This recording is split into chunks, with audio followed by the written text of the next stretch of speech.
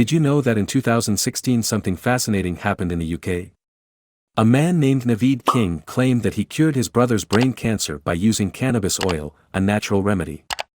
He posted a video on YouTube showing his brother's recovery and praising the oil's miraculous effects. He also criticized the doctors who wanted to perform surgery on his brother, saying that they were wrong and that cannabis oil was the only solution. This is an example of the anecdotal evidence fallacy, which is when someone uses proof that relies on personal testimonies, such as a story based on someone's individual experience, in order to support or refute a claim. In other words, this means that the speaker draws a general conclusion based on a limited number of examples that are collected in an informal way and often cherry-picked in favor of the argument. The anecdotal evidence fallacy is a very common type of error found in a wide variety of arguments. It is often committed due to a lack of argumentation skills. However, it can be used intentionally as a debate tactic. As such, taking the time to learn how this error in logic works and when exactly it is committed can be useful to almost anyone. It can improve your argumentation and decision-making by helping you to identify and counter the misuse of anecdotal evidence. Hey rational rebels! Welcome to the arena of reason, the very place we train our minds to spot cognitive pitfalls. This is Chris from Critical Conditioning, where we strive for cognitive precision and free our minds from that mental prison. Today, we're exploring anecdotal evidence, a form of evidence based on personal stories and experiences. We'll delve into the psychology behind the use of anecdotal evidence and how it can sometimes lead us to incorrect conclusions. Before we delve into this intriguing topic, remember to hit that like button, subscribe to our channel, and ring the notification bell to stay updated with our mind-strengthening content. Supercharge your mind, hit subscribe, don't be left behind. Let's get started. So, how can you spot the anecdotal evidence fallacy? Here are some tips. Look for words or phrases that indicate personal opinions or experiences, such as, I think, I feel, I believe, in my case, from my perspective, based on my observation, etc. Check if the speaker provides any scientific evidence or statistics to back up their claim, or if they rely solely on anecdotes and stories. Ask yourself if the speaker's claim is consistent with the general knowledge or consensus on the topic, or if it contradicts it.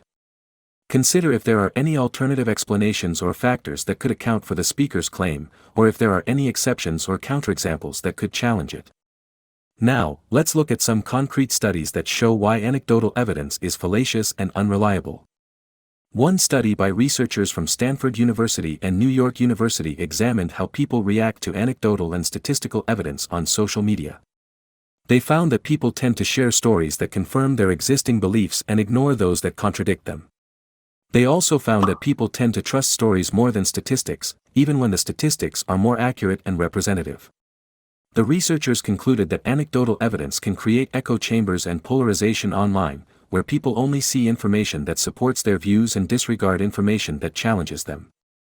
Another study by researchers from Yale University and Dartmouth College investigated how people evaluate anecdotal and statistical evidence in health-related decisions. They found that people tend to prefer anecdotal evidence over statistical evidence when they have a strong emotional attachment to the outcome, such as when they are choosing a treatment for themselves or a loved one. They also found that people tend to discount statistical evidence when it conflicts with their prior beliefs or preferences, such as when they have a negative attitude towards a certain treatment or intervention. These studies show that anecdotal evidence can be misleading and dangerous, especially when it comes to important issues such as health, politics, science, etc. Anecdotal evidence can appeal to our emotions and preferences, but it can also distort our perception of reality and prevent us from seeing the bigger picture. So, what are some real-world examples where anecdotal evidence fallacy took place? Here are some. A sports fan claims that their favorite team is the best because they won the last game. They ignore the fact that their team may have been lucky or that the other team may have been better in other aspects, such as skills, strategy, performance, etc. A shopper claims that online shopping is better than in-store shopping because they found a great deal on a product. They disregard the fact that online shopping can have drawbacks, such as shipping costs, delivery delays, frauds, scams, etc. A student claims that they passed an exam by wearing a lucky charm.